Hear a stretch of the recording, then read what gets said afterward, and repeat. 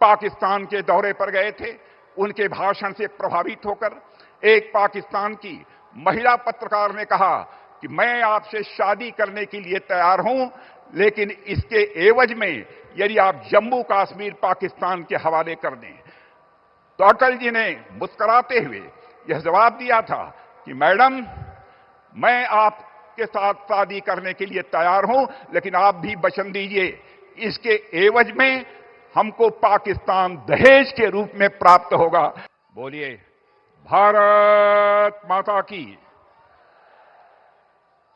अंतर्राष्ट्रीय जगत में भारत की प्रतिष्ठा बढ़ाने वाले भारत के यशस्वी प्रधानमंत्री आदरणीय नरेंद्र मोदी जी और उत्तर प्रदेश की राज्यपाल माननीय आनंदीबेन पटेल जी और उत्तर प्रदेश के कर्मठ, क्रियाशील, यशस्वी मुख्यमंत्री श्री योगी आदित्यनाथ जी, भारतीय जनता पार्टी के नवनियुक्त प्रदेश अध्यक्ष श्री पंकज जी चौधरी, उत्तर प्रदेश के उप मुख्यमंत्री केशव मौर्य जी और दूसरे उप मुख्यमंत्री श्री ब्रजेश जी पाठक, यहां मौजूद मेरे सभी सम्मानित बहनों भाइयों, सबसे पहले अंतर्राष्ट्रीय जगत में भारत का मस्तक ऊंचा करने वाले भारत के यशस्वी प्रधानमंत्री का मैं अपनी तरफ से और आप सभी बहनों भाइयों की तरफ से हार्दिक अभिनंदन करता हूं, उनका मैं स्वागत करता हूं।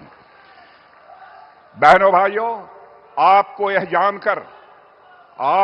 जानकर अत्यंत प्रसन्नता होगी, आपको यह जानकर अत्यंत प्रसन्नता होगी कि हमारे प्रधानमंत्री जी, जिनको कि अंतर्राष्ट्रीय जगत में भारत को जहां ख्याति दिलाई है, भारत का मस्तक ऊंचा किया है, वहीं पर हमारे प्रधानमंत्री एक ऐसे राजनेता हैं जिन्हें दुनिया के 29 देशों का जो सर्वोच्च सम्मान होता है वह सर्वोच्च सम्मान प्राप्त हुआ है।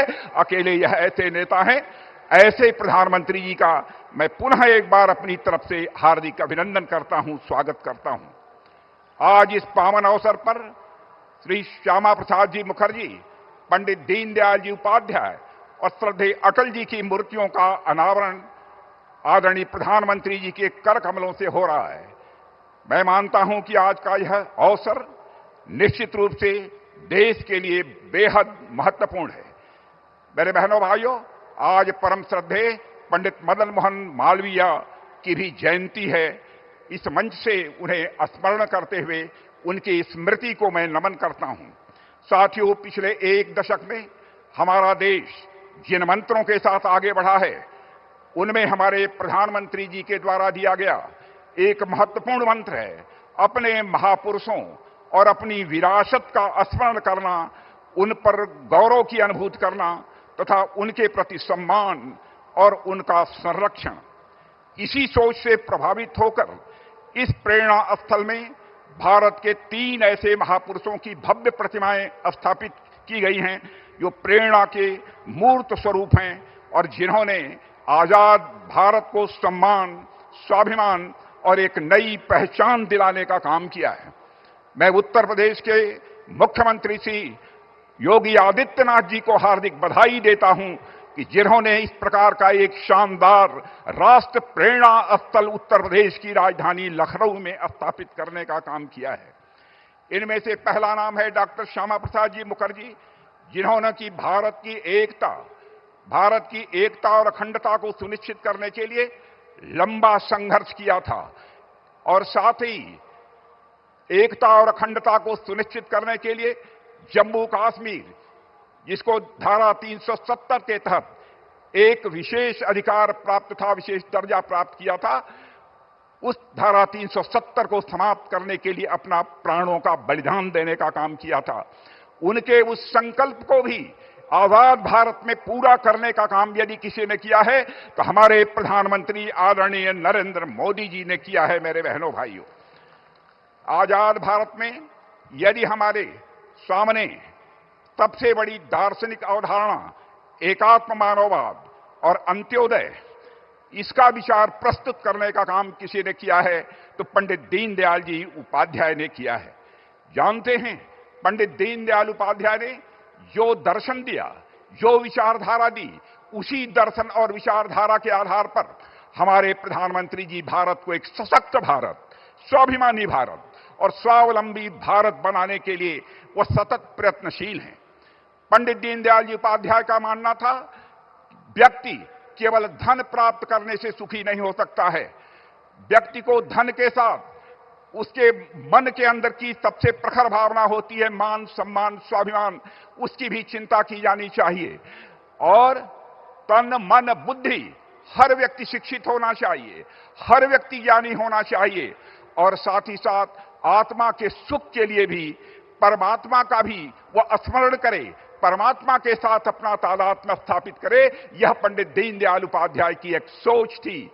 यानी हर तन के सुख के लिए धन धान चाहिए, मन के सुख के लिए मान, सम्मान, स्वाभिमान चाहिए, बुद्ध के सुख के लिए ज्ञान चाहिए और आत्मा के सुख के लिए भगवान चाहिए। यह पंडित दीनदयाल जी उपाध्याय के दर्शन का यह सार है। मेरे बहनों भाइयों, आज हमारे प्रधानमंत्री मोदी जी के नेतृत्व में जब एनडीए सरकार गरीब कल्याण के प्रति अपनी प्रतिबद्धता को पूरे देश के समक्ष अभिव्यक्त कर रही है, तो उसके पीछे जो व्यक्ति हमारी प्रेरणा हैं वह हैं पंडित दीनदयाल जी उपाध्याय। आज उनकी भी यहां पर भव्य प्रतिमा लगाई गई है। भारत के पूर्व प्रधानमंत्री अटल बिहारी वाजपेयी का किसी से परिचय कराने की आवश्यकता नहीं है। लखनऊ संसदीय निर्वाचन क्षेत्र के लोग उनसे कितने घुले मिले थे, इसके भी बताने की कोई आवश्यकता नहीं है। उनका विनोदी स्वभाव, इससे भी हम सभी अच्छी तरह परिचित हैं। मैं एक घटना की चर्चा करना चाहूंगा। पाकिस्तान के दौरे पर गए थे, उनके भाषण से प्रभावित होकर एक पाकिस्तान की महिला पत्रकार ने कहा कि मैं आपसे शादी करने के लिए तैयार हूं, लेकिन इसके एवज में यदि आप जम्मू कश्मीर पाकिस्तान के हवाले कर दें। तो अटल जी ने मुस्कुराते हुए यह जवाब दिया था कि मैडम, मैं आपके साथ शादी करने के लिए तैयार हूं, लेकिन आप भी वचन दीजिए इसके एवज में हमको पाकिस्तान दहेज के रूप में प्राप्त होगा। यह ऐसा एक विनोदी स्वभाव श्रद्धेय अटल बिहारी वाजपेयी जी का था। भारतीय राजनीति, समाज और संस्कृति के विकास में जो अटल जी का योगदान रहा है, मेरे बहनों भाइयों, आप सब जानते हैं, वह अतुलनीय है। आज मोदी जी के नेतृत्व में भारत उसी राह पर विकास की नई बुलंदियों की तरफ तेजी से आगे बढ़ रहा है। आज आपको जानकर यह खुशी होगी, भारत में महंगाई की दर आजाद भारत के इतिहास में पहली बार 1% से नीचे गई है। मेरे बहनों भाइयों, इसके लिए प्रधानमंत्री जी का तालियां बजाकर अभिनंदन किया जाना चाहिए, स्वागत किया जाना चाहिए। 8% से अधिक की विकास दर भारतवासियों को देखने को मिल रही है, तो प्रधानमंत्री नरेंद्र मोदी जी के शासनकाल में देखने को मिल रही है। अंतर्राष्ट्रीय जगत में हमारे प्रधानमंत्री ने भारत की प्रतिष्ठा को बढ़ाया है, भारत के मस्तक को उन्होंने ऊंचा किया है। पहले भारत के बारे में जो धारणा थी, बहनों भाइयों, आज वह धारणा अंतर्राष्ट्रीय जगत में वह बदल गई है। अंतर्राष्ट्रीय मंचों पर भारत पहले कुछ बोलता था तो भारत की बातों को जिस गंभीरता पूर्वक लिया जाना चाहिए नहीं लिया जाता था, लेकिन आज हमारे प्रधानमंत्री के नेतृत्व में जब भारत अंतर्राष्ट्रीय मंचों पर बोलता है, सारी दुनिया कान खोलकर सुनती है कि भारत बोल क्या रहा है। यह भारत की हैसियत सारी दुनिया में बनी है। और मेरे बहनों भाइयों, आज डॉक्टर श्यामा प्रसाद मुखर्जी, पंडित दीनदयाल जी और अटल जी ने जिस भारत के निर्माण की प्रेरणा दी थी, उसको साकार करने का काम हमारे प्रधानमंत्री मोदी जी कर रहे हैं। मैं पुनः उनका इस कार्यक्रम में स्वागत करता हूं और एक जानकारी आप सबको मैं देना चाहता हूं कि हमारे